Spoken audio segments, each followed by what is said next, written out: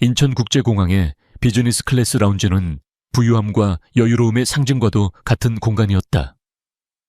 통유리창 너머로는 거대한 항공기들이 분주하게 활주로를 오갔고 내부에는 값비싼 가죽 소파와 은은한 조명이 안락한 분위기를 자아냈다. 강태민은 샴페인 잔을 가볍게 흔들며 이 모든 풍경을 만족스러운 미소로 감상했다. 그의 옆에는 화려한 차림의 오수연이 다정하게 팔짱을 끼고 있었다. 이혼 서류에 도장을 찍은 지 불과 일주일 그는 드디어 지긋지긋했던 결혼 생활에서 벗어나 새로운 인생을 시작하는 참이었다. 그는 옆에 앉은 오수연의 어깨를 감싸 안으며 나지막이 속삭였다. 이제야 좀 숨통이 트이는 것 같아. 그 여자와의 3년은 마치 감옥 같았어. 그의 목소리에는 해방감과 함께 전처 서유진에 대한 경멸이 짙게 배어 있었다. 오수연은 그의 말에 교태 섞인 웃음을 지으며 그의 가슴에 머리를 기댔다. 그녀의 화려한 향수 냄새가 태민의 코를 간지렸다. 모든 것이 완벽했다. 앞으로 펼쳐질 몰디브에서의 휴가, 그리고 수연과의 장밋빛 미래를 생각하니 웃음이 절로 나왔다. 서유진은 언제나 그림자 같은 여자였다. 조용하고 말이 없었으며 늘 무채색의 옷을 입고 다녔다. 그녀에게서는 어떤 향기도 나지 않았고 어떤 욕망도 느껴지지 않았다. 태민은 처음에는 그녀의 그런 순종적인 모습이 마음에 들었다. 자신의 성공을 묵묵히 내조하고 어떤 불평도 하지 않는 아내. 하지만 시간이 지날수록 그녀의 존재는 무미건조한 공기처럼 느껴졌다. 열정도 재미도 없는 그저 집이라는 공간을 채우는 가구와 다를 바 없었다. 이혼을 통보했을 때도 그녀의 반응은 예상대로였다. 놀라거나 분노하거나 매달리지도 않았다. 그저 덤덤한 표정으로 고개를 끄덕이며 서류를 받아들었을 뿐이다. 위자료도 거의 요구하지 않았다.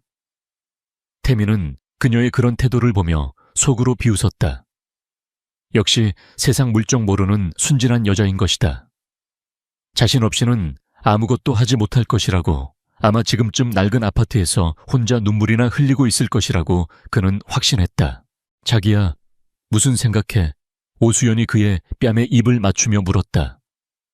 그녀의 목소리는 태민을 달콤한 현실로 다시 끌어당겼다. 그는 씁쓸한 과거의 기억을 떨쳐내려는 듯 고개를 저으며 수연에게 미소 지었다. 아니, 아무것도. 그냥 우리가 함께할 미래가 너무 기대돼서. 그는 수연의 입술에 가볍게 키스하며 샴페인 잔을 비웠다. 그래, 서유진 따위는 이제 그의 인생에서 완벽하게 지워진 과거일 뿐이었다. 바로 그 순간이었다. 태민의 시선이 라운지 반대편 VIP 전용 통로 쪽으로 무심코 향했다. 그리고 그는 자신의 눈을 의심해야만 했다. 검은색 정장을 차려입은 한눈에 봐도 평범하지 않은 경호원들에게 둘러싸여 한 여자가 걷고 있었다. 선글라스를 끼고 있어 얼굴이 명확하게 보이지는 않았지만 태민은 그 걸음걸이와 실루엣을 알아볼 수 있었다.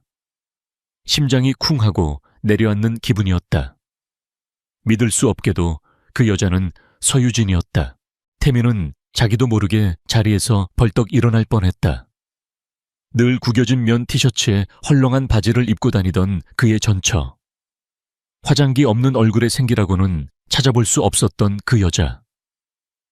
하지만 지금 그의 눈앞에 있는 여자는 전혀 다른 사람이었다.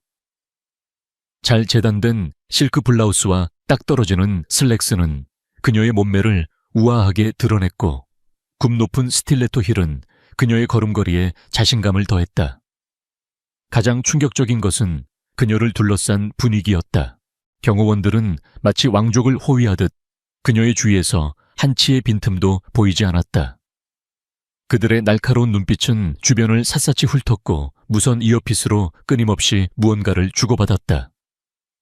그들 중 한 명이 유진을 위해 VIP 게이트를 열자 그녀는 단 한순간의 망설임도 없이 안으로 사라졌다.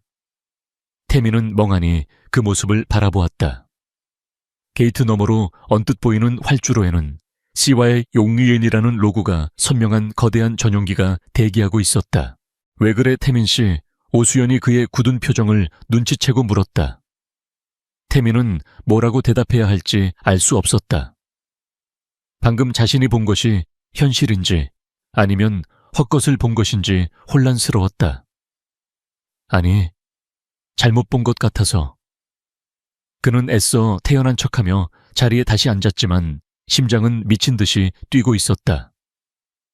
머릿속에서는 수만 가지 질문이 떠올랐다.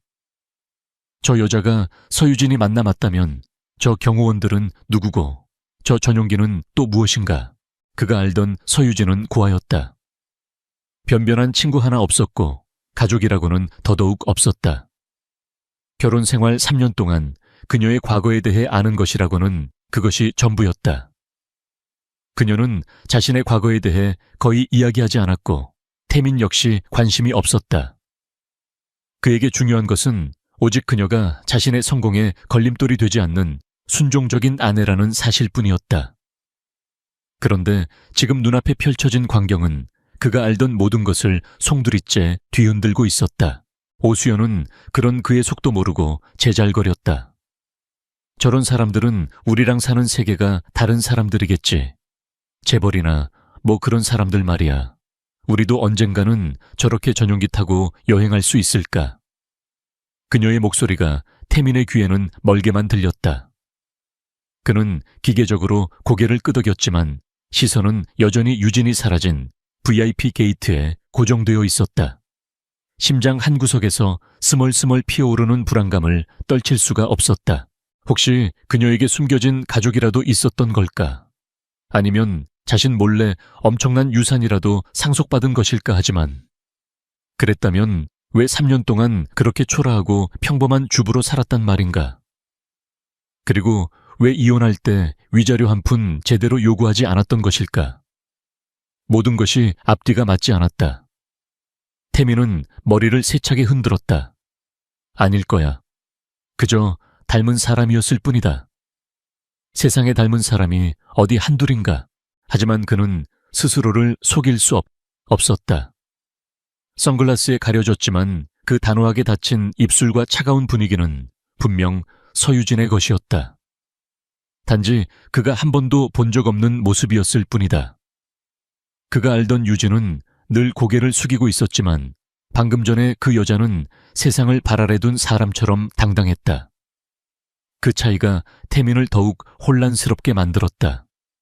그는 자신이 무언가 아주 중요한 것을 놓쳤다는 불길한 예감에 휩싸였다. 드디어 몰디브행 비행기의 탑승 안내 방송이 흘러나왔다. 오수연은 신이 나서 그의 팔을 잡아 끌었다. 자기야, 이제 우리 차례야 가자. 태민은 마지못해 자리에서 일어났다. 발걸음이 청은망은 무거웠다. 최고급 샴페인의 맛은 이미 잊힌 지 오래였고 몰디브의 에메랄드빛 바다에 대한 기대감도 차갑게 식어버렸다. 그의 머릿속은 온통 서유진과 그녀를 둘러싼 경호원들, 그리고 거대한 전용기의 이미지로 가득 차 있었다. 비행기에 오르는 내내 그리고 자리에 앉아 이륙을 기다리는 동안에도 태민은 창밖을 뚫어져라 쳐다보았다. 저 멀리 그가 본 바로 그 전용기가 서서히 움직이기 시작했다. 매끄럽게 활주로를 나아가는 그 모습은 마치 거대한 백상아리처럼 위압적이었다. 태민은 자신도 모르게 마른 침을 삼켰다. 그는 어쩌면 자신이 버린 것이 낡고 초라한 조약돌이 아니라 흙 속에 묻혀있던 거대한 다이아몬드 원석이었을지도 모른다는 생각을 처음으로 하게 되었다. 비행기가 서서히 고도를 높이자 서울의 야경이 발 아래로 펼쳐졌다. 오수연은 창밖 풍경에 감탄하며 사진을 찍기 바빴지만 태민은 아무것도 눈에 들어오지 않았다. 그는 눈을 감았다. 머릿속에는 여전히 이혼 법정에서의 유진의 모습이 선명했다. 어떤 감정도 드러내지 않던 무표정한 얼굴. 그는 그것이 상처와 슬픔을 감추기 위한 것이라고 생각했다. 하지만 지금 와서 돌이켜보니 그 무표정은 어쩌면 모든 것을 알고 있다는 자신감, 혹은 자신을 향한 경멸의 표현이었을지도 모른다는 끔찍한 생각이 들었다. 3년의 결혼 생활 동안 그는 서유진에 대해 무엇을 알고 있었을까? 그녀가 좋아하는 음식, 좋아하는 색깔, 그녀의 꿈. 그는 아무것도 대답할 수 없었다. 그는 그녀를 아내가 아닌 자신의 성공을 위한 장식품 정도로만 여겼다. 그녀의 내면을 들여다보려고 노력한 적이 단 한 번도 없었다. 그저 자신의 기준에 맞춰 그녀를 판단하고 그녀를 평범하고 능력 없는 여자라고 결론 내렸을 뿐이다. 강태민은 갑자기 등골이 서늘해지는 것을 느꼈다. 그가 본 것이 만약 사실이라면 서유진은 처음부터 그를 속이고 있었던 것이다. 그렇다면 그녀의 목적은 무엇이었을까? 왜 하필 그와 결혼했으며 왜 3년 동안이나 자신의 정체를 숨겨야만 했을까? 그리고 왜 지금 이 시점에서 그가 이혼하고 새로운 삶을 시작하려는 바로 이 순간에 그런 모습으로 그의 눈앞에 나타난 것일까? 이 모든 것이 우연일 리 없었다.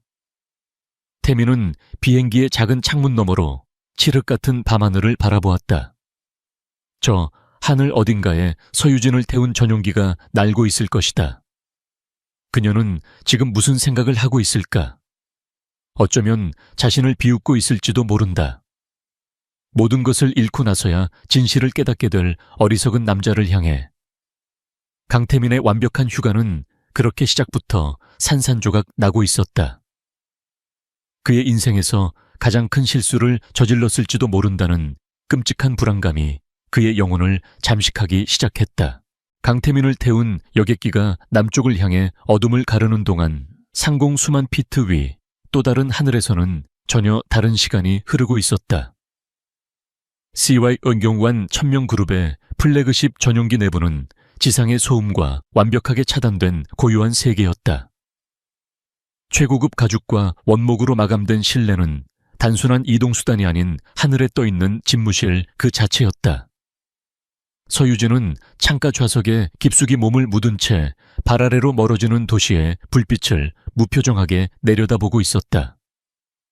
그녀의 손가락이 가볍게 움직이자 창문은 부드럽게 어두워지며 외부의 시선을 완벽히 차단했다.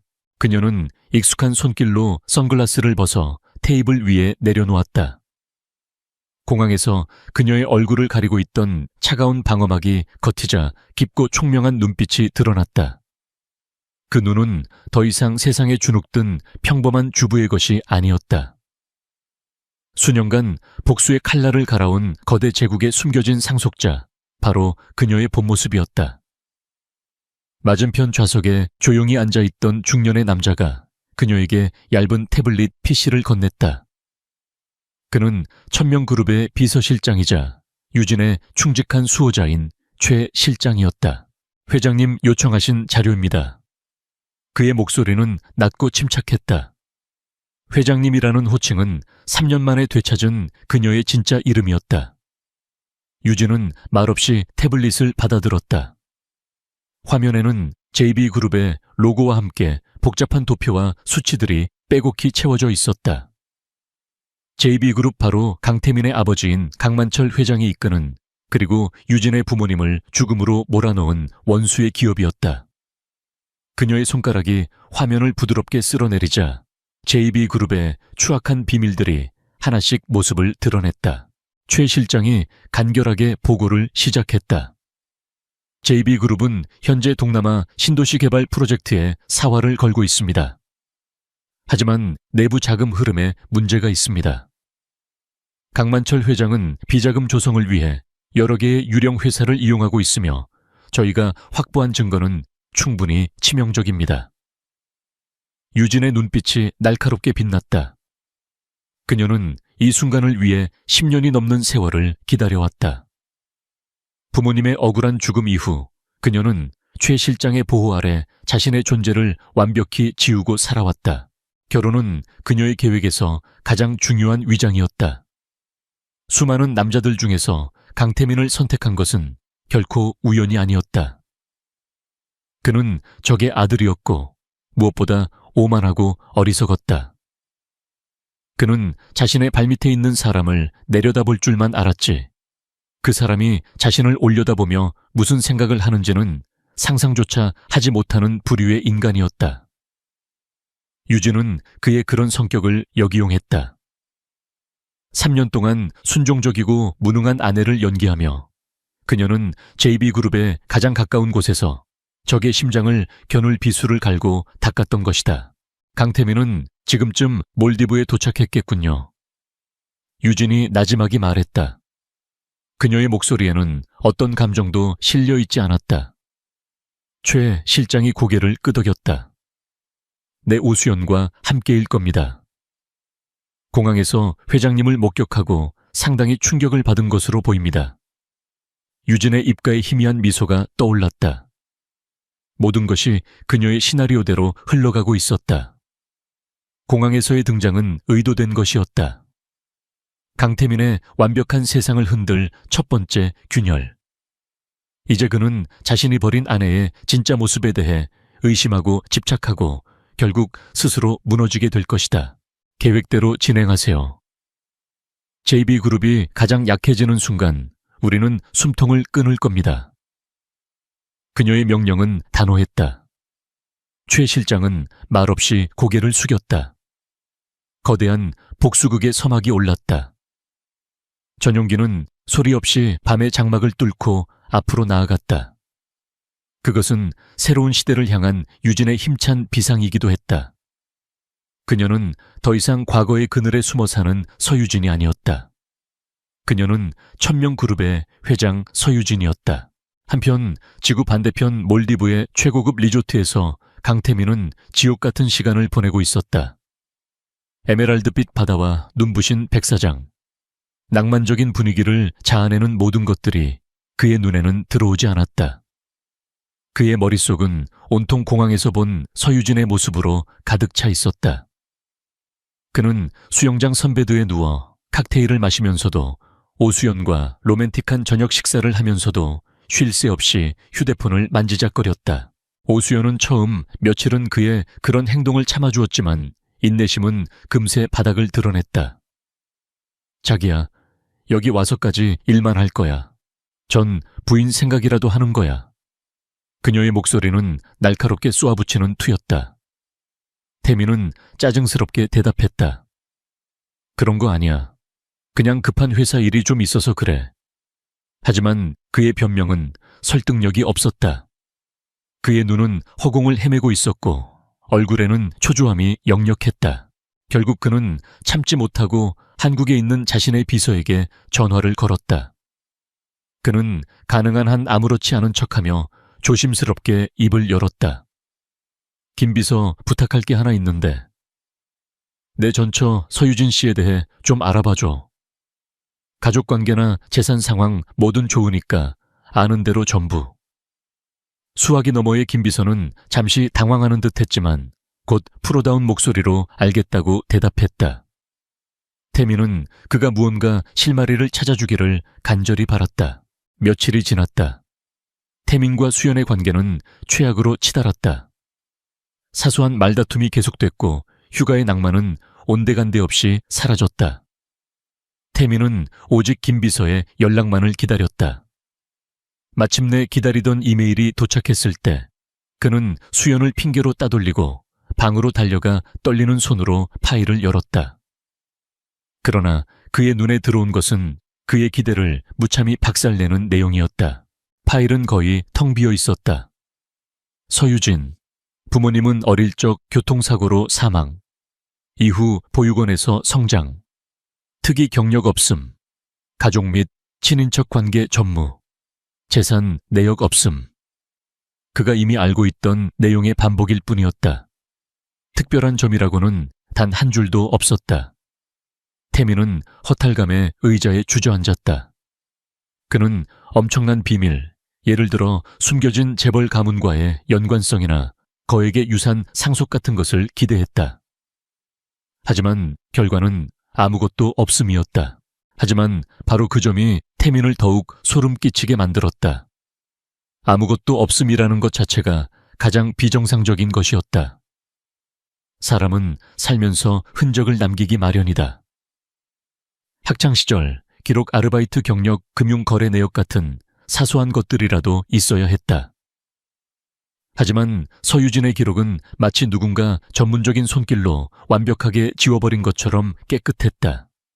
그것은 그녀가 평범한 사람이 아니라는 가장 강력한 증거였다. 그는 갑자기 등골이 오싹해지는 것을 느꼈다. 어쩌면 그녀는 처음부터 의도적으로 그에게 접근했던 것이 아닐까. 그녀의 목적은 무엇이었을까? 그와의 결혼을 통해 무엇을 얻으려고 했던 것일까? 의문은 꼬리에 꼬리를 물고 이어졌지만 답을 찾을 수는 없었다. 분명한 것은 자신이 3년 동안 한 침대를 썼던 여자에 대해 아는 것이 아무것도 없다는 끔찍한 사실뿐이었다. 그날 밤 태미는 악몽을 꾸었다. 꿈속에서 그는 끝없이 펼쳐진 사막에 홀로 서 있었다. 저 멀리서 서유진이 그를 향해 걸어왔다. 공항에서 본 바로 그 모습, 당당하고 차가운 모습이었다. 그녀는 그의 앞에서 멈춰 서서 아무 말 없이 그를 내려다보았다. 그녀의 눈빛은 너무나도 차가워서 그는 온몸이 얼어붙는 것 같았다. 그녀가 입을 열었다. 넌 아무것도 몰라.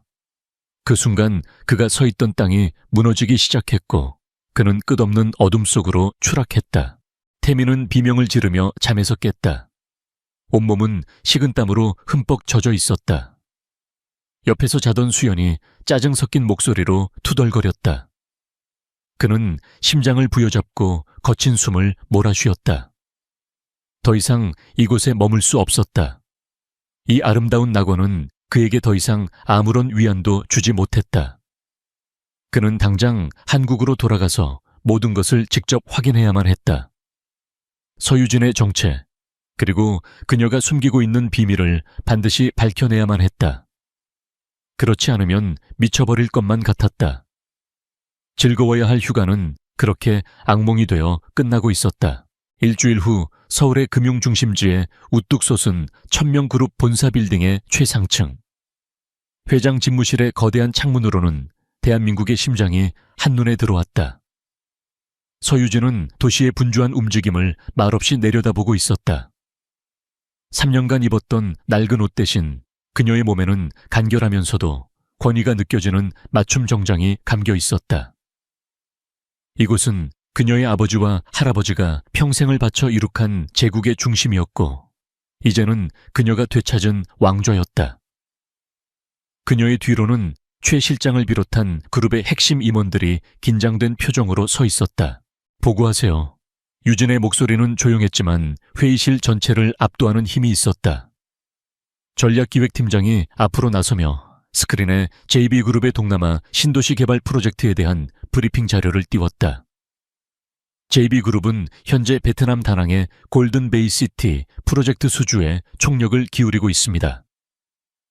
이 프로젝트는 JB그룹의 향후 10년 성장을 좌우할 만큼 중요한 사업입니다. 그들은 프로젝트의 핵심 부지 매입을 위해 현지 정부와 막바지 협상을 진행 중입니다. 유진은 말없이 자료를 훑어보았다. 그녀의 머릿속에서는 이미 수백 가지의 시나리오가 그려지고 있었다. 강만철 회장은 언제나처럼 문호발식 확장과 과도한 차입에 의존하고 있었다.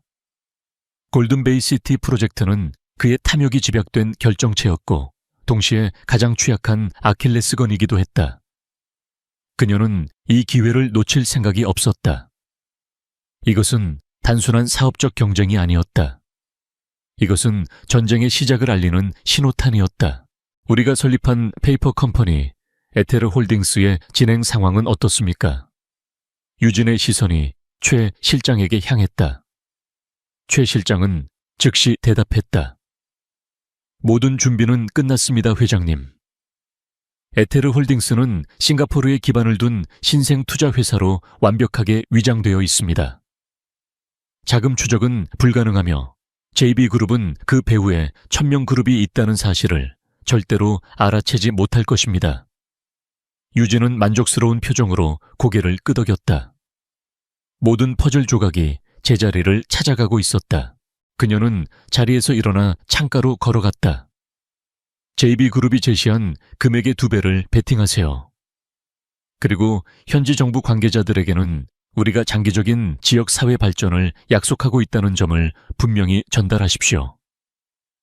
강만철은 단기적인 이익에만 눈이 먼 장사치지만 우리는 미래를 내다보는 투자자라는 인식을 심어줘야 합니다.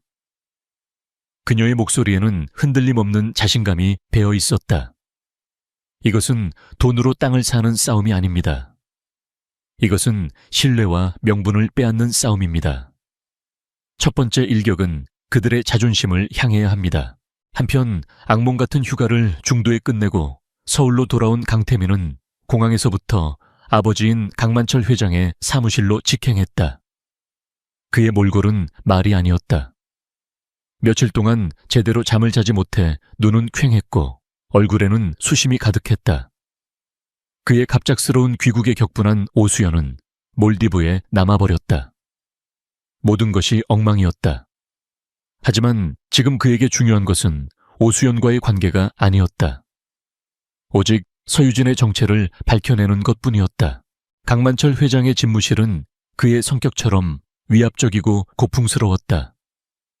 거대한 마호간이 책상 뒤에 앉은 그는 불쾌한 표정으로 아들을 쏘아보았다. 이 시간에 어쩐 일이냐, 휴가는 어쩌고 벌써 기어들어와 그의 목소리에는 아들에 대한 실망감이 노골적으로 묻어났다. 태민은 주눅이 들었지만 용기를 내어 입을 열었다. 아버지 드릴 말씀이 있습니다. 공항에서 서유진을 봤습니다. 그는 자신이 본 광경을 최대한 자세하게 설명했다. 경호원들, VIP 게이트, 그리고 전용기까지. 하지만 강 회장의 반응은 싸늘했다. 그는 코웃음을 치며 서류에서 눈을 떼지도 않았다. 네가 헛것을 본 게겠지. 그 여자에 대해 내가 조사 안 해봤을 것 같으냐. 뼛속까지 아무것도 없는 고아 계집이다. 그런 애가 전용기를 타 지나가던 개가 웃을 소리다.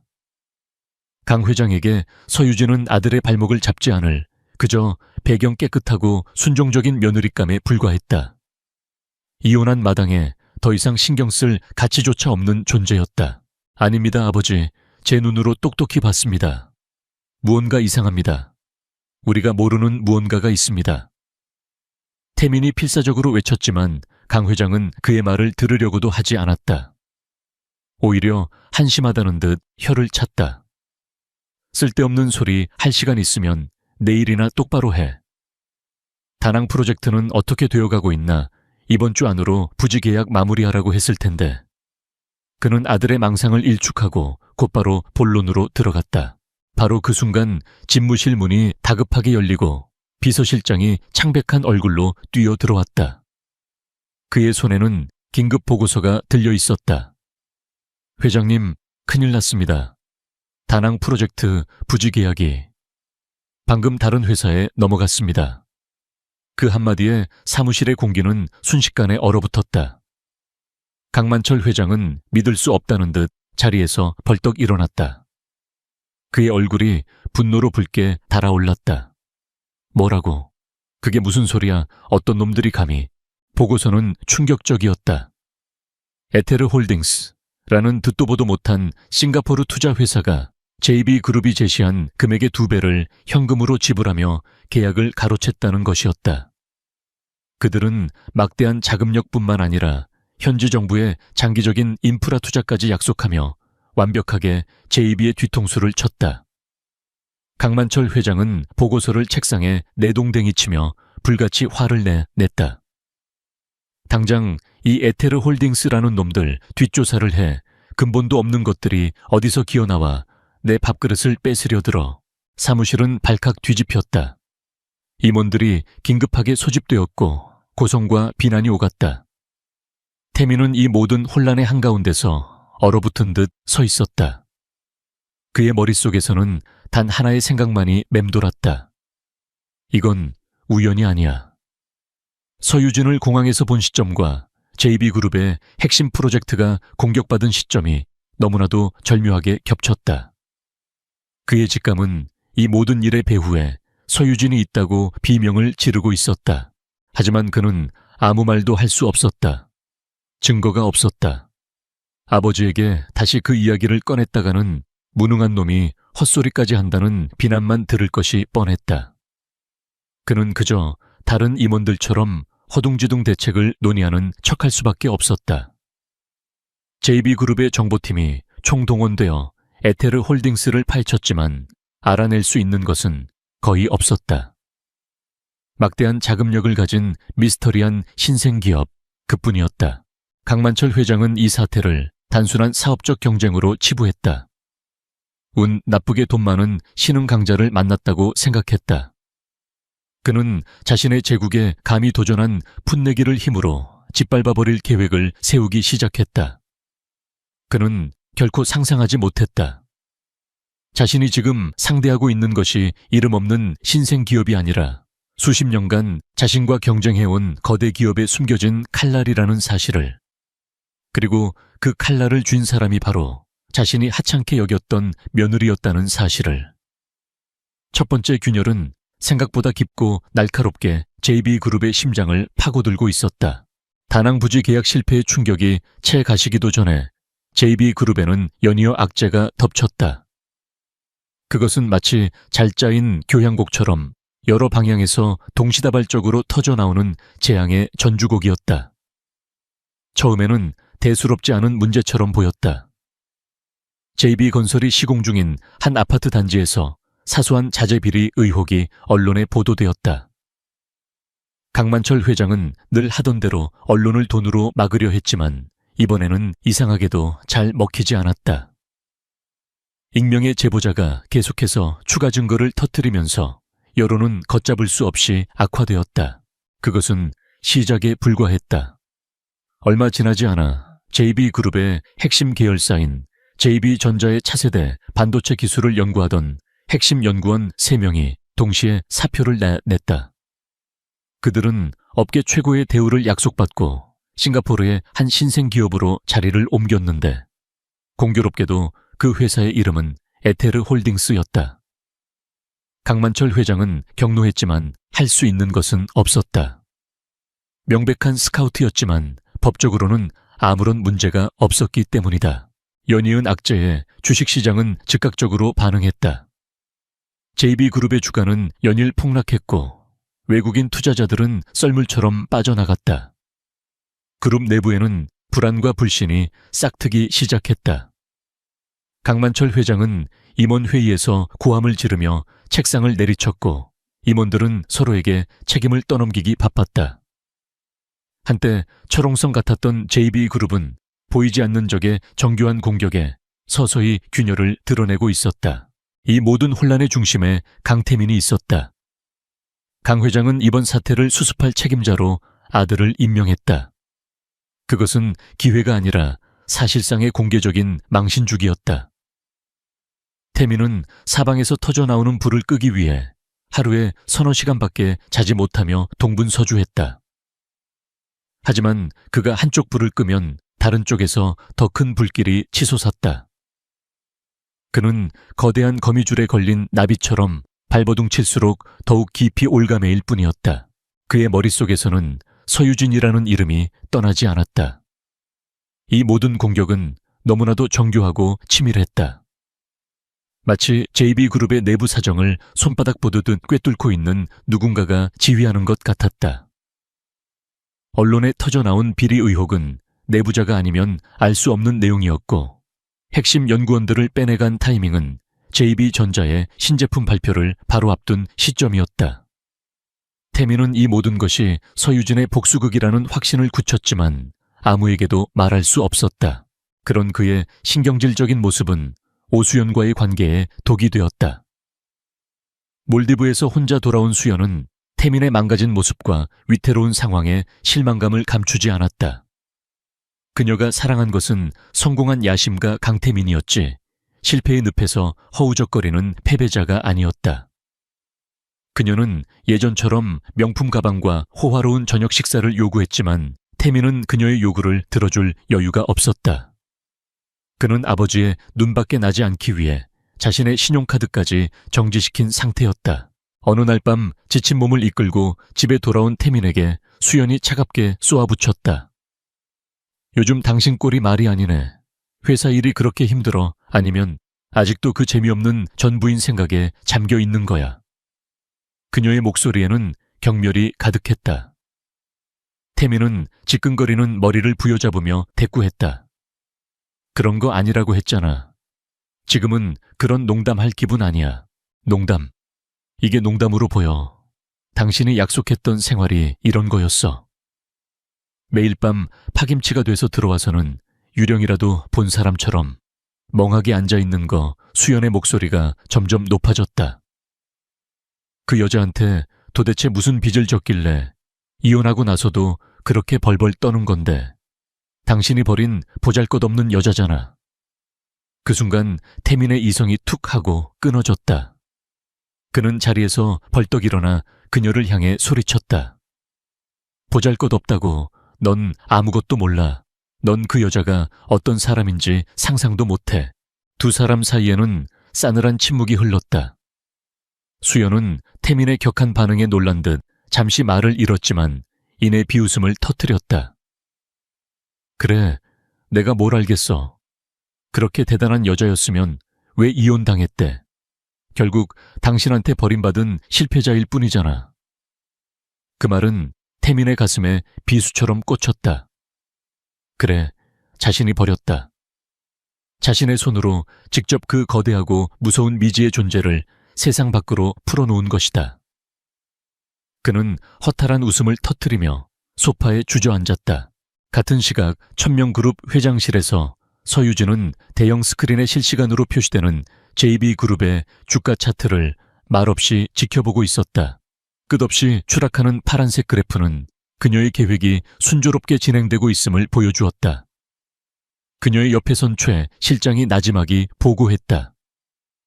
강태민은 심리적으로 한계에 다다른 것 같습니다. 강만철 회장과의 갈등도 최고조에 이르고 있습니다. 내부에서는 회장의 독단적인 경영 방식에 대한 불만이 터져나오기 시작했습니다. 유진은 고개를 끄덕였다. 그녀의 표정에는 어떤 동요도 없었다. 마치 체스판 위의 말을 움직이는 체스 마스터처럼 그녀는 침착하고 냉정했다. 압박의 수위를 조금 더 높이세요. 강만철이 이성을 잃고 무리수를 두도록 만들어야 합니다. 맹수는 궁지에 몰렸을 때 가장 위험하지만 동시에 가장 어리석은 실수를 저지르기 마련이죠. 그녀의 시선은 스크린 속 강태민의 사진으로 향했다. 그는 그저 아버지라는 거대한 목표물을 무너뜨리기 위한 미끼일 뿐이었다. 강태민은 어떻게 처리할까요? 최 실장이 조심스럽게 물었다. 유진은 잠시 창밖을 바라보았다. 그녀의 눈에 3년간의 결혼 생활이 스쳐 지나갔다.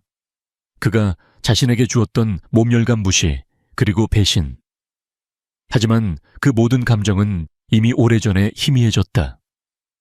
지금 그녀의 마음을 채우고 있는 것은 오직 부모님을 향한 그리움과 원수를 향한 차가운 분노뿐이었다.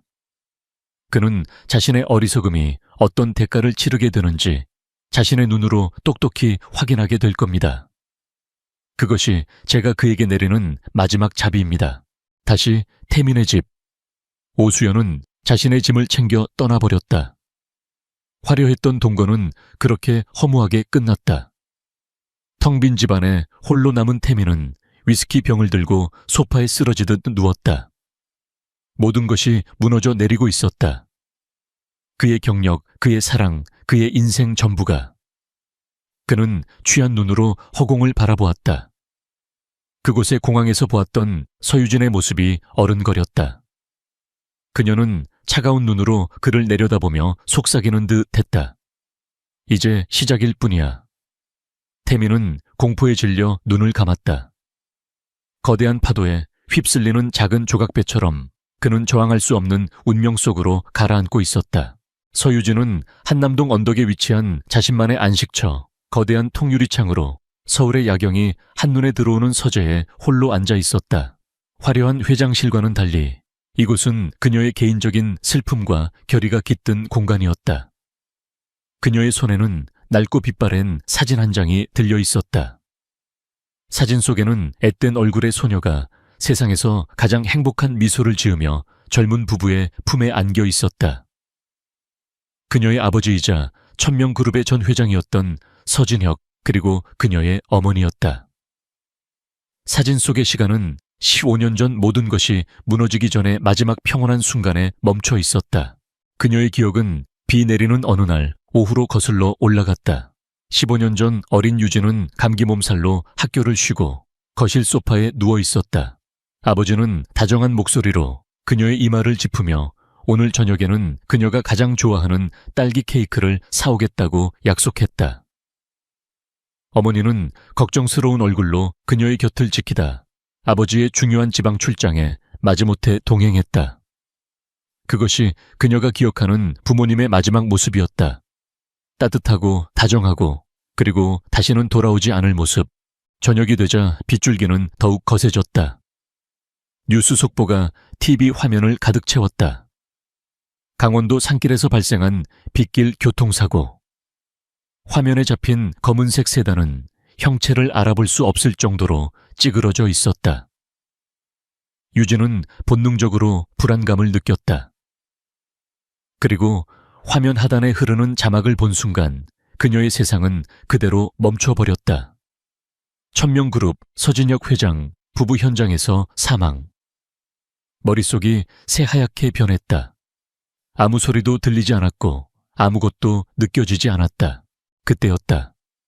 굳게 닫힌 현관문이 열리고 늘 아버지의 곁을 지키던 젊은 시절의 최 실장이 흠뻑 젖은 채로 뛰어들어왔다.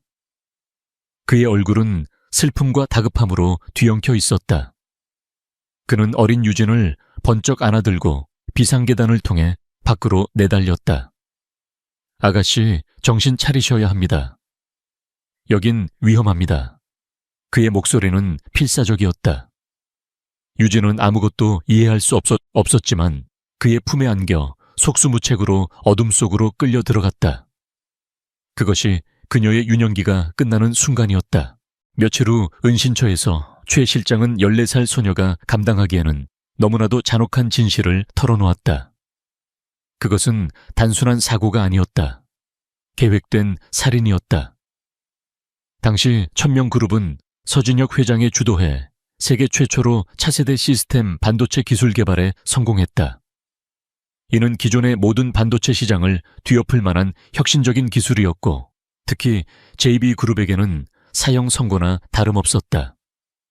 강만철 회장은 수차례 기술 이전을 요구했지만 서진혁 회장은 그의 탐욕스러운 야심을 경계하며 단호히 거절했다. 최 실장은 작은 USB 하나를 유진에게 보여주었다. 그 안에는 내부 고발자의 양심 선언과 사고 차량의 브레이크 시스템이 정교하게 조작되었다는 증거가 담겨 있었다. 모든 증거는 단 한 사람 강만철을 가리키고 있었다. 그는 1000명의 기술을 훔치기 위해 서진혁 회장 부부를 제거한 것이었다. 그리고 이제 그의 다음 목표는 1000명의 유일한 상속자인 어린 서유진이 될 것이 분명했다. 최 실장과 아버지에게 충성을 맹세했던 소수의 임원들은 유진을 지키기 위해 모든 것을 걸기로 결심했다. 그날 이후 세상에서 서유진이라는 존재는 완벽하게 지워졌다. 모든 학적과 신상 기록은 삭제되거나 위조되었다. 그녀는 더 이상 천명그룹의 상속녀가 아닌 이름 없는 고아가 되었다. 그녀는 여러 은신처를 전전하며 숨죽여 살았다. 친구도 학교도 없이 오직 책과 씨름하며 외로운 시간을 보냈다. 최 실장과 아버지의 사람들은 그녀의 유일한 가족이자 스승이 되었다. 그들은 그녀에게 경영학, 경제학, 법학을 가르쳤고 세상과 싸우는 법을 가르쳤다. 유진은 밤낮으로 공부에 매달렸다. 그녀를 움직인 것은 단순한 지적 호기심이 아니었다. 그것은 복수심이었다. 그녀는 아버지의 서재에 있던 모든 책을 읽었고 그가 남긴 경영 철학을 가슴에 새겼다. 동시에 그녀는 자신의 원수인 강만철과 JB그룹에 대한 모든 것을 파고들었다. 그의 경영 스타일, 그의 약점, 그의 주변 인물들. 그녀의 머릿속에는 거대한 복수의 청사진이 서서히 그려지고 있었다. 강태민이라는 존재가 그녀의 계획에 들어온 것은 그녀가 20살이 되던 해였다. 최 실장이 그의 프로필을 가져왔을 때 유진은 운명적인 예감을 느꼈다. 적의 심장부로 들어갈 수 있는 가장 완벽한 열쇠. 강만철이 가장 아끼면서도 동시에 가장 한심하게 여기는 아들. 오만하고 사람을 겉모습으로 판단하며 자신의 욕망에 충실한 남자. 유진은 그를 자신의 방패막이자 위장막으로 사용하기로 결심했다. 그것은 끔찍한 결정이었다. 원수의 아들과 결혼하고 그의 아내로 살아야 한다는 것은 자신의 영혼을 파는 것과 같은 일이었다. 하지만 그녀는 망설이지 않았다. 부모님의 피 맺힌 원한을 갚을 수만 있다면 그 어떤 희생도 감수할 수 있었다. 그녀는 철저하게 자신을 바꾸었다. 총명한 눈빛을 감추고 세상 물정 모르는 순진한 여자를 연기했다. 화려한 옷 대신 낡은 옷을 입었고 자신감 넘치는 말투 대신 조용하고 순종적인 태도를 익혔다. 그렇게 그녀는 강태민의 아내 서유진으로 다시 태어났다. 다시 현재. 서재에 앉아있는 유진의 눈빛은 차갑게 가라앉아 있었다. 그녀는 손에 들고 있던 사진을 조심스럽게 책상 위에 내려놓았다. 사진 속 행복한 가족의 모습 위로 지난 3년간의 위장 결혼 생활이 겹쳐졌다. 강태민의 경멸 어린 눈빛, 오수연의 조롱 섞인 웃음소리. 그 모든 것을 견뎌낼 수 있었던 것은 바로 이 사진 한 장 때문이었다. 부모님의 얼굴을 볼 때마다 그녀는 자신의 목표를 다시금 되새겼다. 그녀가 잃어버린 것은 단순히 부모님만이 아니었다. 평범한 소녀로서의 삶 친구들과의 우정 첫사랑의 설렘. 그녀는 그 모든 것을 복수라는 제단 위에 바쳤다. 이제 그 기나긴 준비는 끝났다. 더 이상 숨지도 연기하지도 않을 것이다. 그녀는 자신의 진짜 이름과 진짜 얼굴로 원수 앞에 설 것이다. 그리고 그들에게 똑똑히 보여줄 것이다. 그들이 짓밟고 사라졌다고 믿었던 작은 씨앗이 얼마나 무섭고 거대한 복수의 나무로 자라났는지를.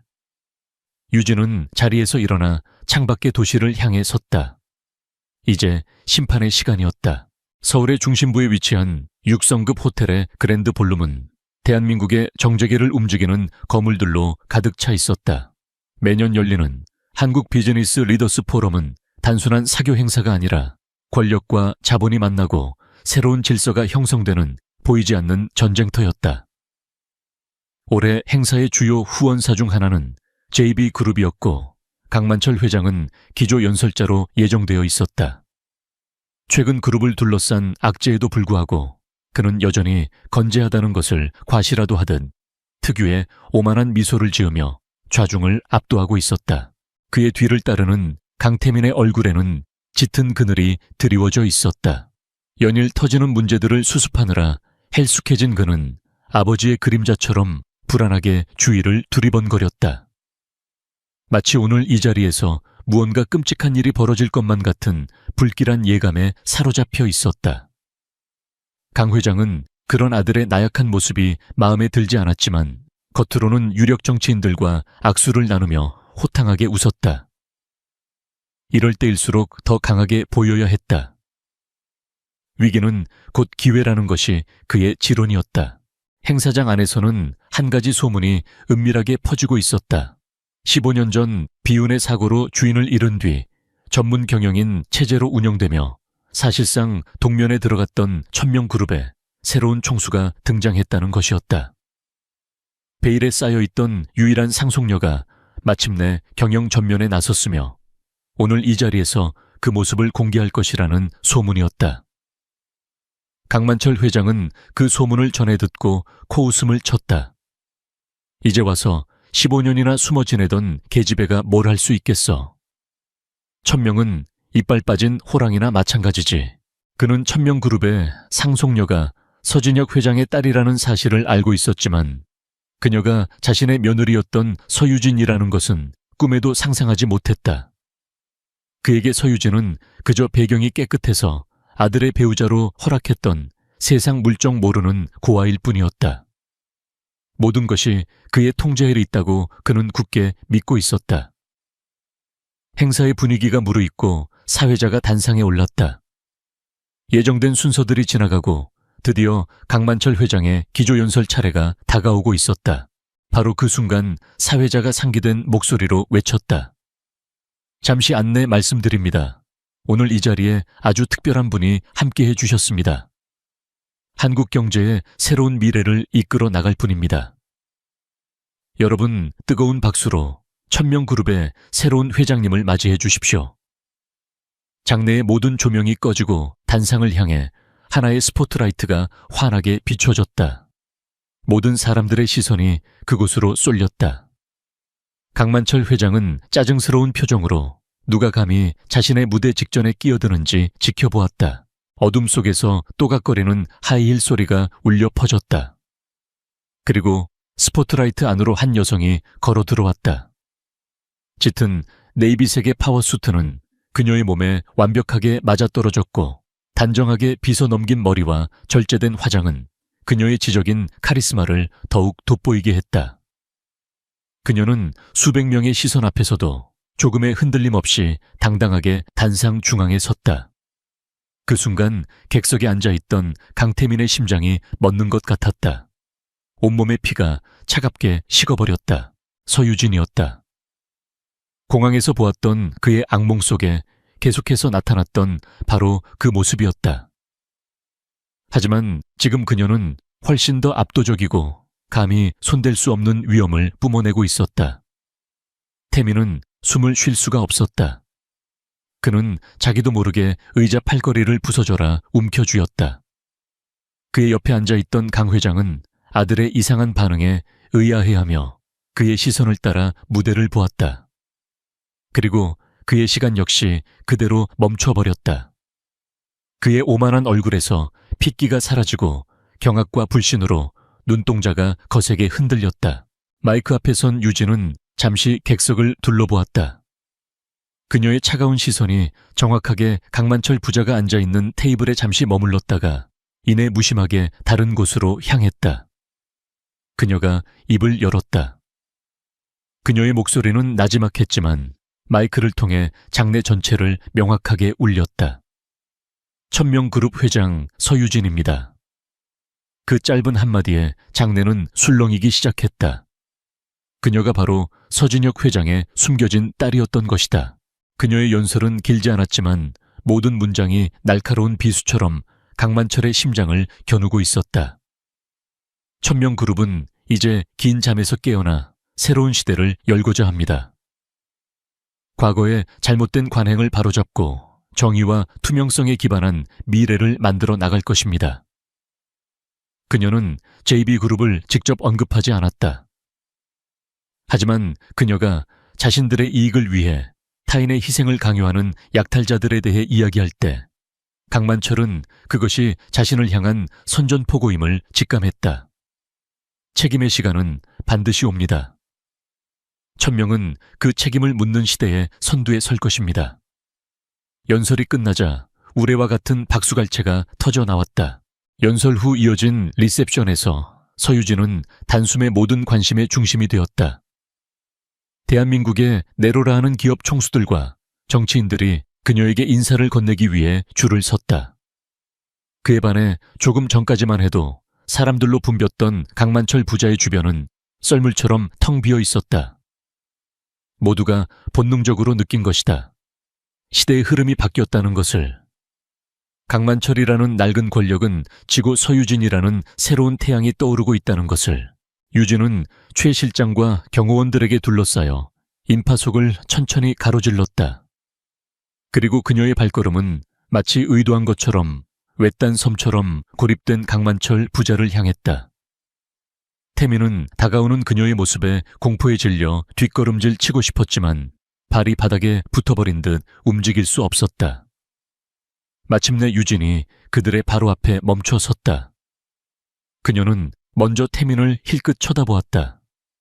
그 눈빛에는 어떤 감정도 담겨있지 않았다. 마치 길가의 돌멩이를 보는 듯한 완벽한 무관심이었다.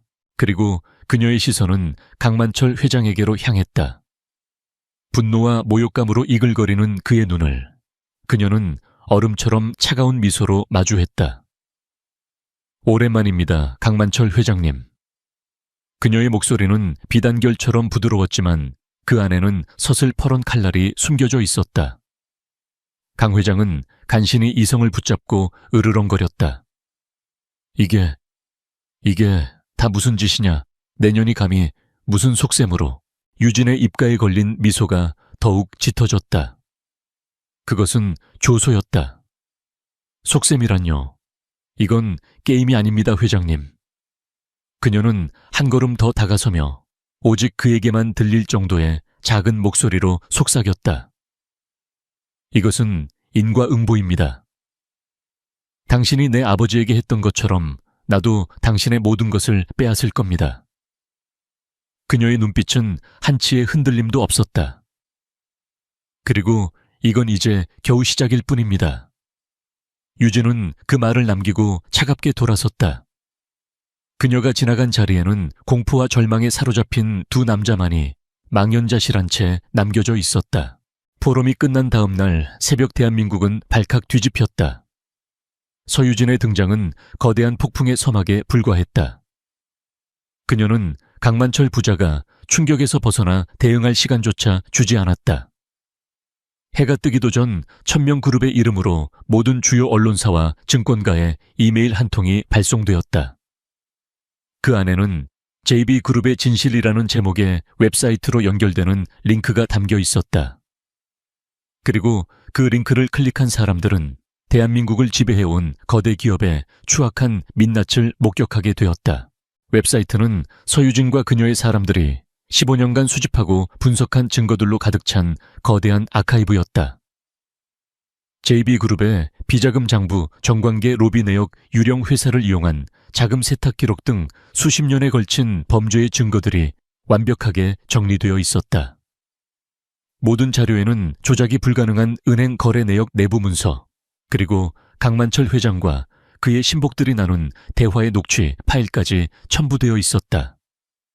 그것은 변명이나 부인이 불가능한 완벽한 증거의 성체였다. 그리고 그 중심에는 사람들을 가장 경악하게 만든 폭로가 있었다. 15년 전 서진혁 회장 부부 사망 사건의 진실. 페이지에는 사고 차량의 정밀 감식 보고서, 브레이크를 조작한 정비공의 계좌로 거액이 입금된 내역, 그리고 모든 것을 지시한 강만철 회장의 목소리가 담긴 녹음 파일이 공개되었다. 15년간 단순 교통사고로 묻혀있던 사건이 한 기업인의 탐욕에서 비롯된 잔혹한 살인사건이었음이 만천에 드러난 순간이었다. 여론은 들끓었고 분노한 대중의 목소리는 청와대와 검찰청으로 쇄도했다. 언론이 이 충격적인 소식을 대서특필하며 대한민국 전체가 혼란에 빠져 있는 동안 유진의 두 번째 공격이 시작되었다. 천명그룹 법무팀이 제출한 고소장을 접수한 검찰 특수부가 전격적으로 JB그룹 본사를 압수수색했다. 수십 명의 검사와 수사관들이 들이닥쳤을 때 강만철 회장은 자신의 집무실에서 속수무책으로 그 광경을 지켜봐야만 했다. 그는 미친 듯이 전화를 돌렸다. 그가 수십 년간 돈과 권력으로 관리해온 정치인, 검찰, 경찰의 고위 간부들에게. 하지만 돌아오는 것은 차가운 침묵뿐이었다. 서유진의 완벽한 폭로 앞에서 그 누구도 가라앉는 배에 함께 올라타려 하지 않았다. 법의 칼날이 그의 목을 조여오는 동시에 금융시장에서는 자본의 칼날이 그의 심장을 꿰뚫었다. 유진의 지시를 받은 천명그룹 자산운용팀은 개장과 동시에 JB그룹 계열사 주식에 대한 대규모 공매도 공격을 감행했다. 총수 일가의 비리와 살인 혐의라는 최악의 오너 리스크가 터진 상황에서 주가는 버틸 힘이 없었다. JB그룹의 주식은 휴지 조각이 되어갔고 시가총액은 단 몇 시간 만에 수십조 원이 증발했다. 그것으로 끝이 아니었다. 천명은 JB그룹에 자금을 대준 은행과 채권단에게 접촉해 그들의 부실한 재무 상태와 분식회계의 증거를 제시했다. 패닉에 빠진 채권단은 즉시 대출금 회수 론 리콜에 나섰다. JB그룹의 자금줄은 완벽하게 끊겼고 회사는 순식간에 부도 위기에 내몰렸다. 유진이 15년간 설계한 법률적, 재정적 그물은 단 하루 만에 거대한 공룡을 완벽하게 포획했다. 강태민은 이 모든 과정을 지켜보며 제정신을 유지할 수 없었다. 어제까지만 해도 아버지가 호령하던 제국이 눈앞에서 잿더미로 변하고 있었다. 그는 무언가라도 해야 한다는 생각에 미친 듯이 움직였다. 아버지의 비밀 금괴 숨겨진 차명 계좌의 자금을 해외로 빼돌리려 시도했다. 하지만 그가 접속했을 때 계좌는 이미 스위스 금융당국에 의해 동결된 상태였다. 유진의 팀이 한 발 앞서 국제사법공조를 요청해 놓은 것이었다. 그는 핵심 증거들이 담긴 서버를 파괴하기 위해 데이터 센터로 달려갔다. 하지만 그를 맞이한 것은 서버실을 지키고 있는 검찰 수사관들이었다. 유진 측의 내부 고발자가 이미 모든 자료의 원본을 검찰에 넘긴 뒤였다. 태민이 발버둥 칠수록 그는 자신이 얼마나 정교하게 짜인 거미줄의 한가운데에 있는지만 깨닫게 될 뿐이었다. 그의 모든 움직임은 유진의 손바닥 안에 있었다. 그녀는 3년간 그의 집에서 살며 그의 습관, 그의 생각, 그의 모든 것을 파악하고 있었던 것이다. 절망에 빠진 태민은 마지막 지푸라기라도 잡는 심정으로 그룹의 재무담당 박 이사를 찾아갔다. 그는 오랫동안 아버지의 충신이었고 비자금 관리의 핵심 인물이었다. 태민은 그라면 이 상황을 타개할 비상 탈출구 하나쯤은 알고 있을 것이라 믿었다. 하지만 박 이사의 사무실에서 그를 기다리고 있던 것은 차갑게 식은 배신이었다. 박 이사는 이미 검찰의 모든 것을 자수하고 감형을 대가로 강만철 회장의 모든 죄를 증언하기로 약속한 뒤였다. 박 이사는 공허한 눈으로 태민을 바라보며 말했다. 나도 피해자야. 20년 전 내 아버지는 내 아버지가 운영하던 작은 회사를 헐값에 집어삼켰지. 그 충격으로 아버지는 돌아가셨고 난 가족을 먹여 살리기 위해 원수의 밑으로 들어와야 했어. 그는 서유진이 자신에게 복수할 기회를 주었다고. 그리고 자신처럼 강만철에게 모든 것을 빼앗긴 다른 피해자들과 함께 그녀를 돕고 있다고 털어놓았다. 태민은 그제야 깨달았다. 이것은 서유진 한 사람의 복수가 아니었다. 그것은 강만철이라는 괴물에게 희생된 수많은 사람들의 연대 투쟁이었다. 마침내 압수수색이 끝나고 검찰 수사관들이 강만철 회장의 양팔을 붙들고 집무실 셔터문을 내렸다. 수십 대의 카메라 플래시가 한꺼번에 터졌다. 한때 대한민국 경제 대통령이라 불렸던 남자는 이제 초라한 범죄자가 되어 수많은 기자들 앞에 섰다. 강태민은 무너져 내리는 심정으로 엘리베이터 문이 닫히는 것을 지켜보았다. 굳게 닫히는 저 문은 강씨 일가의 시대가 끝났음을 알리는 단두대의 칼날처럼 보였다. 완벽한 덫이 마침내 닫혔다. 강만철 회장의 구속은 JB그룹이라는 거대한 배에 뚫린 치명적인 구멍이었다. 다음 날 아침 주식시장이 열리자마자 배는 걷잡을 수 없이 침몰하기 시작했다. 그룹의 주력 계열사들은 거래가 정지되었고 나머지 계열사들의 주가는 개장과 동시에 하한가로 곤두박질쳤다. 한때 대한민국 경제 성장의 상징이었던 강남의 JB타워는 이제 부패와 탐욕의 상징이 되어 수많은 취재진과 강 회장에게 피해를 본 시위대에게 포위당한 섬이 되었다. 붕괴는 도미노처럼 번져나갔다.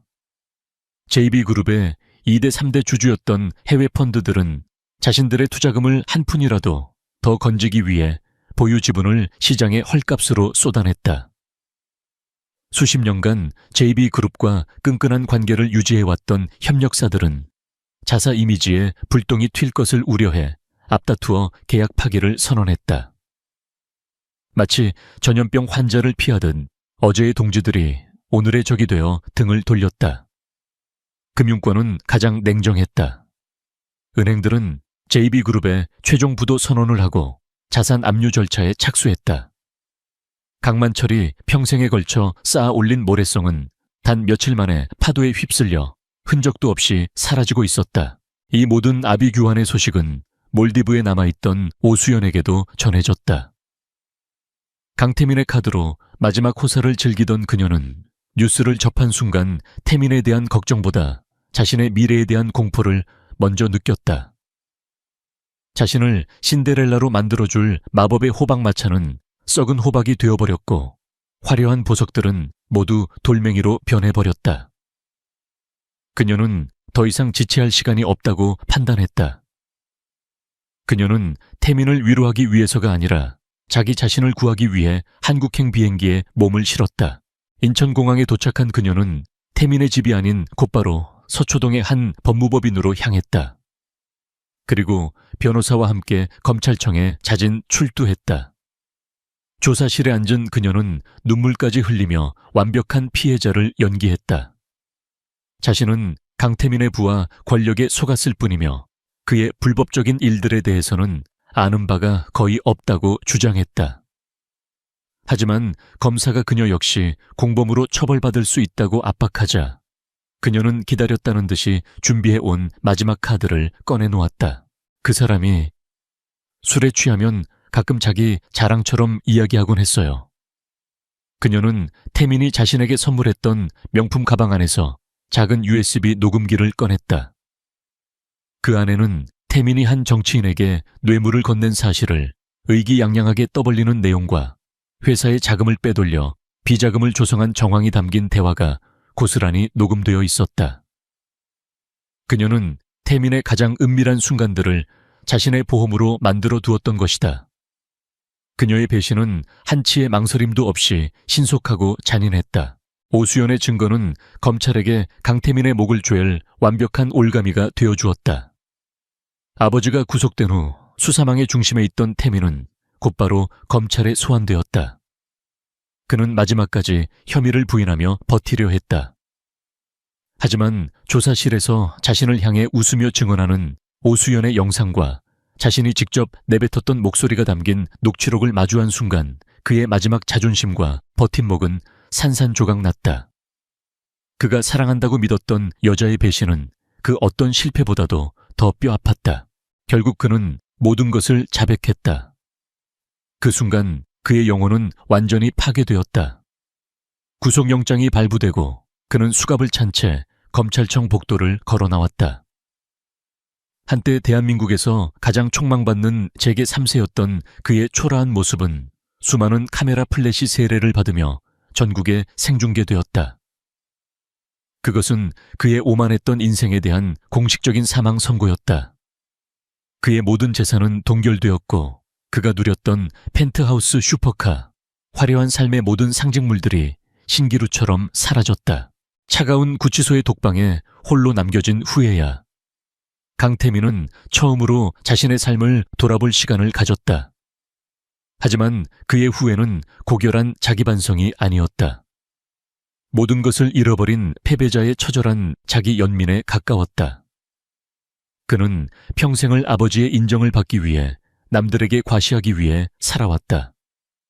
부와 지위라는 허상을 좇느라 정작 자신의 삶이 얼마나 텅 비어 있는지는 한 번도 깨닫지 못했다. 그의 머릿속에 서유진의 얼굴이 떠올랐다. 천명그룹의 무서운 회장이 아닌 3년 동안 자신의 곁을 지켰던 아내로서의 얼굴이었다. 늘 조용했고 재미없었고 답답하다고 생각했던 여자.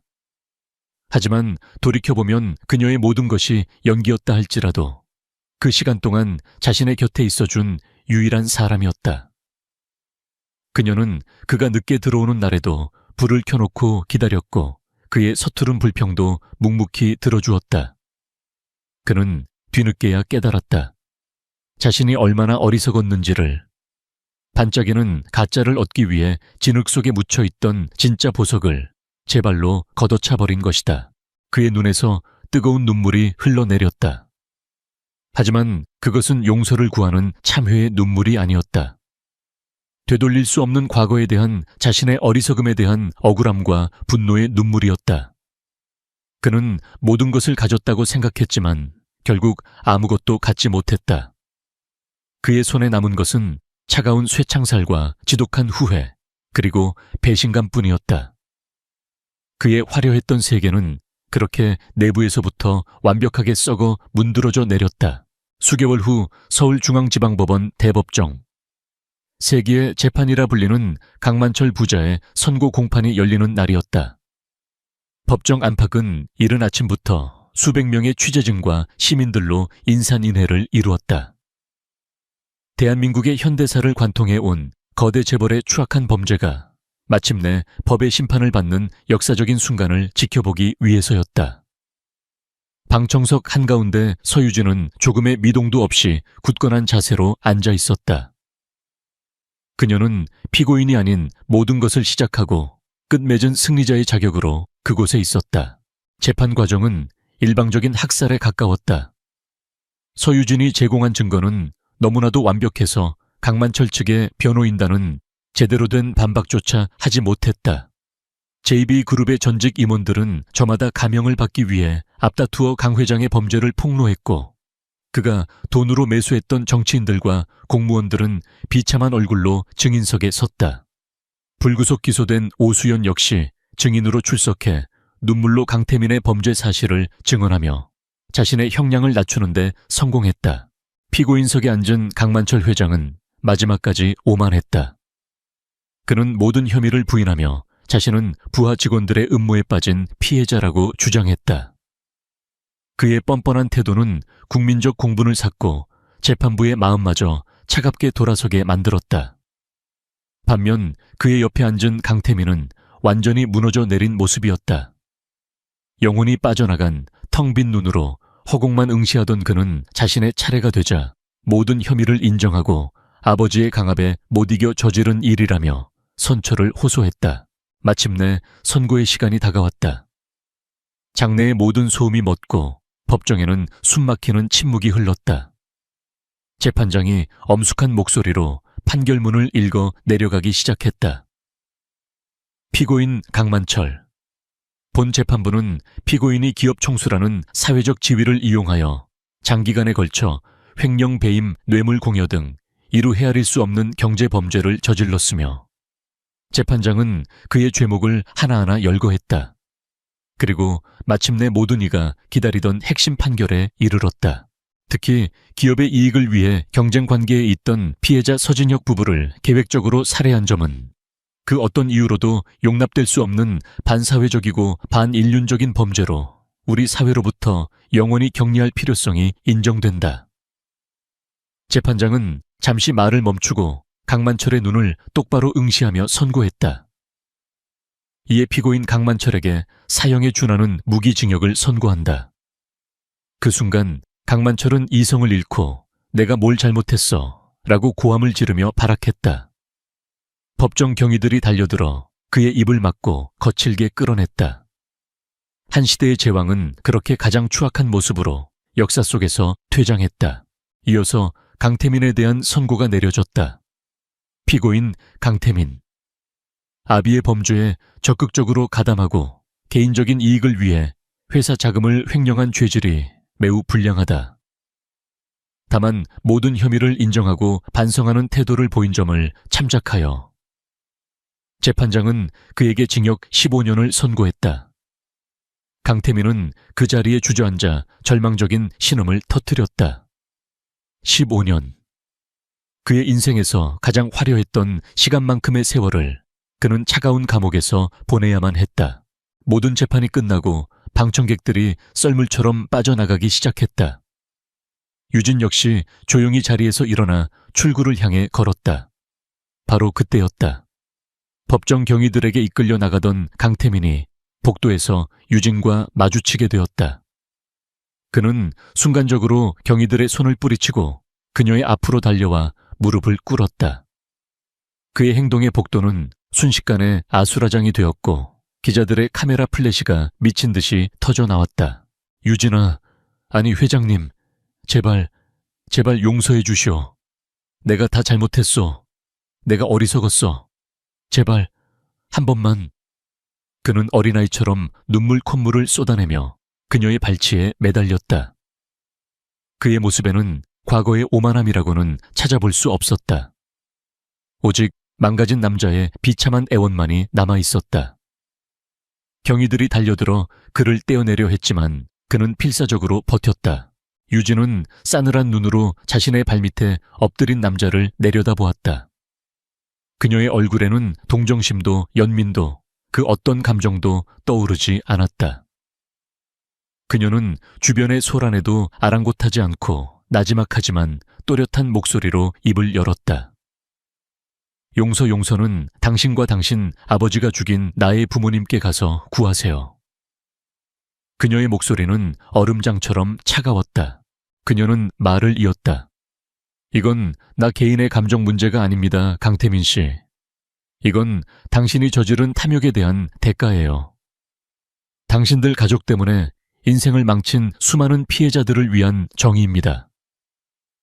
그녀는 무릎 꿇은 그의 눈을 똑바로 쳐다보며 마지막 말을 내뱉었다. 당신은 어리석었던 게 아니에요. 기꺼이 동조했던 공범이었지. 평생 그 사실을 안고 감옥에서 속죄하며 사세요. 유진은 그 말을 끝으로 단 한 번의 시선도 더 주지 않고 차갑게 돌아섰다. 그녀가 복도 저편으로 사라지는 동안 강태민은 경위들에게 질질 끌려가며 절규했다. 하지만 그의 외침은 더 이상 그 누구에게도 닿지 않았다. 15년간 이어진 길고 긴 복수극은 그렇게 가장 완벽하고 정의로운 방식으로 마침표를 찍었다. 유진은 법원 건물을 빠져나와 눈부신 햇살 속으로 걸어나갔다. 그녀의 어깨는 그 어느 때보다 가벼워 보였다. 법정의 문을 나선 지 1년 후 대한민국 경제계의 지형도는 완전히 바뀌어 있었다. 잿더미가 된 JB그룹의 자리에는 정의와 혁신을 기치로 내건 새로운 천명그룹이 우뚝 섰다. 서유진은 단순히 복수를 완성하는 데 그치지 않았다. 그녀는 아버지의 유지를 이어 부패와 정경유착으로 얼룩진 과거의 고리를 끊어내고 새로운 시대의 리더십을 제시했다. 천명그룹은 그녀의 지휘 아래 가장 투명하고 가장 윤리적인 기업으로 거듭나고 있었다. 그녀는 JB그룹이 남긴 자산들을 헐값에 인수하는 대신 공정한 경쟁 입찰을 통해 핵심 기술과 인력만을 선별적으로 흡수했다. 특히 15년 전 강만철이 그토록 탐냈던 바로 그 반도체 기술을 마침내 되찾아왔을 때 그것은 단순한 사업적 성과 이상의 의미를 가졌다. 아버지의 억울한 죽음으로 시작된 비극이 마침내 제자리를 찾고 역사가 바로 서는 순간이었다. 그녀는 이 기술을 기반으로 친환경 에너지와 인공지능 분야에 막대한 투자를 단행하며 천명을 미래로 이끌었다. 또한 그녀는 부모님의 이름으로 서진혁 추모 재단을 설립했다. 재단의 목적은 JB그룹과 같은 거대 기업의 횡포로 인해 고통받은 피해자들을 돕고 기업 범죄를 감시하며 사회 정의를 실현하는 것이었다. 그녀의 복수는 개인적인 원한의 해결을 넘어 더 이상 자신과 같은 비극이 반복되지 않는 사회를 만들기 위한 거대한 발걸음으로 승화되었다. 그녀는 더 이상 숨겨진 상속녀나 버림받은 아내가 아니었다. 모두가 존경하고 따르는 진정한 리더였다. 어느 맑은 가을날 유진은 최 실장과 함께 남해의 한적한 언덕을 찾았다. 따스한 햇살이 내리쬐는 그곳에는 그녀의 부모님이 함께 잠들어 있었다. 그녀는 국화꽃 2송기를 묘비 앞에 조용히 내려놓았다. 비석에 새겨진 부모님의 환한 미소가 전 그날처럼 그녀를 맞았다. 그녀는 아무 말도 하지 않았지만 그녀의 눈빛은 그 어떤 말보다도 더 많은 이야기를 담고 있었다. 아버지 어머니, 이제 모든 것이 제자리를 찾았어요. 편히 쉬세요. 최 실장은 조금 떨어진 곳에서 묵묵히 그녀를 기다렸다. 15년 전 피투성이가 된 회장을 마지막으로 목격하고 그의 어린 딸을 품에 안고 뛰어야 했던 젊은 경호원은 이제 백발이 희끗한 충직한 비서실장이 되어 그녀의 곁을 지키고 있었다. 그는 유진이 슬픔을 딛고 일어나 얼마나 위대한 지도자로 성장했는지 그 모든 과정을 가장 가까이에서 지켜보았다. 그에게 유진은 지켜야 할 주근의 딸이자 이제는 자신이 온 마음을 다해 섬기는 회장이었다. 한때 그들의 삶을 뒤흔들었던 인물들은 역사의 뒤양일로 사라졌다. 오수연은 집행유예로 풀려났지만 국민 배신녀라는 낙인이 찍혀 어디에도 발붙이지 못하고 비참한 삶을 살고 있다는 소문만 간간히 들려왔다.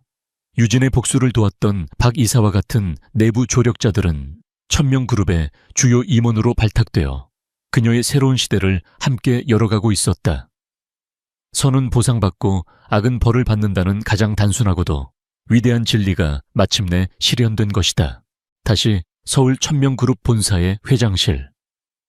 유진은 노을이 붉게 물드는 도시의 풍경을 바라보고 있었다. 1년 전 복수의 칼날을 갈며 바라보았던 바로 그 풍경이었지만 이제 그녀의 마음에 깃든 감정은 전혀 달랐다. 분노와 슬픔이 있던 자리에는 이제 평온과 미래에 대한 희망이 자리 잡고 있었다. 최 실장이 조용히 들어와 결제 서류를 내밀며 나지막이 말했다. 회장님, 서진혁 회장님께서도 분명 기뻐하고 계실 겁니다. 유진은 희미하게 미소 지으며 고개를 끄덕였다. 그녀는 더 이상 과거에 얽매여 살지 않았다. 기나긴 복수의 여정은 끝났고 그녀는 마침내 자기 자신으로서의 삶을 시작할 준비가 되어 있었다. 그녀는 아버지의 딸로서 천명의 회장으로서 짊어져야 할 책임의 무게를 기꺼이 받아들였다. 하지만 동시에 그녀는 한 사람의 서유진으로서 어떤 삶을 살고 싶은지에 대해서도 생각하기 시작했다. 해가 지고 도시의 불빛들이 하나둘씩 별처럼 반짝이기 시작했다. 그녀는 창가에 서서 그 아름다운 야경을 가슴에 담았다. 그녀를 억압했던 과거도, 그녀를 올감했던 결혼 생활도, 그녀를 불태웠던 복수심도 이제는 모두 지나갔다. 그녀의 앞에는 그녀가 스스로 만들어 나갈 무한한 미래가 펼쳐져 있었다. 그녀는 더 이상 누군가의 그림자가 아니었다. 그녀는 스스로 빛을 내는 태양이었다. 한 시대를 끝내고 새로운 시대를 여는 새벽의 여명과도 같은 존재. 서유진의 진짜 인생은 이제 막 시작되고 있었다.